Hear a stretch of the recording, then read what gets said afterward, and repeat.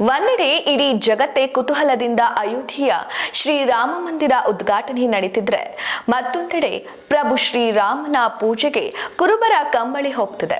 ಇವೆಲ್ಲ ದೃಶ್ಯ ಕಂಡು ಬಂದಿದ್ದು ಧಾರವಾಡ ಜಿಲ್ಲೆಯಲ್ಲಿ. ಹೌದು, ಇದೇ ತಿಂಗಳು ಜನವರಿ 22ರಂದು ಅಯೋಧ್ಯೆಯಲ್ಲಿ ಪ್ರಭು ಶ್ರೀರಾಮನ ಪ್ರಾಣ ಪ್ರತಿಷ್ಠಾಪನೆ ಹಾಗೂ ಭವ್ಯ ಮಂದಿರ ಉದ್ಘಾಟನೆ ಆಗ್ತದೆ. ಮಂದಿರದ ಉದ್ಘಾಟನೆಗಾಗಿ ಧಾರವಾಡದ ಕಮಲಾಪುರ ಭಾಗದ ಪ್ರಗತಿಪರರು ಹಿರಿಯರು ಆಗಿರುವ ಸುಭಾಷ್ ಬಸಪ್ಪ ರಾಯಪ್ಪ ಅವರು 2 ಕಂಬಳಿಗಳನ್ನ ರಾಮ ಮಂದಿರಕ್ಕೆ ಕೊಟ್ಟಿದ್ದಾರೆ. ವಿಶ್ವ ಹಿಂದೂ ಪರಿಷತ್ ಹಿರಿಯರಾಗಿರುವ ಡಾಕ್ಟರ್ ಎಸ್.ಆರ್. ರಾಮನಗೌಡರ ಹಾಗೂ ಮಾಜಿ ಮಹಾಪೌರರು ಆಗಿರುವ ಈರೇಶ್ ಅಂಚಟಗೇರಿ ಅವರಿಗೆ ಕಂಬಳಿಗಳನ್ನ ನೀಡಿದ್ದು, ಆ ಕಂಬಳಿಗಳನ್ನ ಕೇಂದ್ರ ಕಲ್ಲಿದ್ದಲು ಹಾಗೂ ಗಣಿ ಮತ್ತು ಸಂಸದೀಯ ವ್ಯವಹಾರಗಳ ಸಚಿವರು ಶ್ರೀ ಪ್ರಹ್ಲಾದ ಜೋಶಿಯವರ ಮೂಲಕ ಪೂಜೆಯ ತೆಗೆದುಕೊಂಡು ಹೋಗುವ ವ್ಯವಸ್ಥೆ ಮಾಡಲಾಗಿದೆ. ದೇವಸ್ಥಾನದ ಆಡಳಿತ ಮಂಡಳಿಗಳಿಗೆ ಶ್ರೀರಾಮನ ಉದ್ಘಾಟನೆ ಪೂಜೆಗೆ ಕಂಬಳಿಗಳನ್ನ ಬಳಸುವುದರಿಂದ ಉತ್ತರ ಕರ್ನಾಟಕದ ಕೊಡುಗೆ ಕೊಂಡಂತೆ ಆಗಿದೆ. ರಾಮನ ಪೂಜೆಯಲ್ಲಿ ಕಂಬಳಿಗಳ ಮೂಲಕ ಅಳಿಲು ಸೇವೆ ಮಾಡಲು ಅವಕಾಶ ಸಿಕ್ಕವರಿಗೆ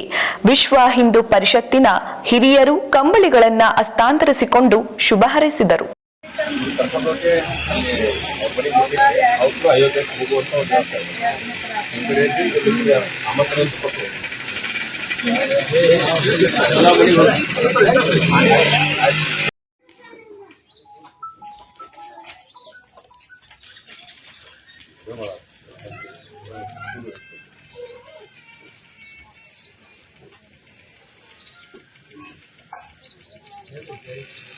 जय श्री राम, जय श्री राम, जय श्री राम, जय श्री राम, जय श्री राम, जय श्री राम.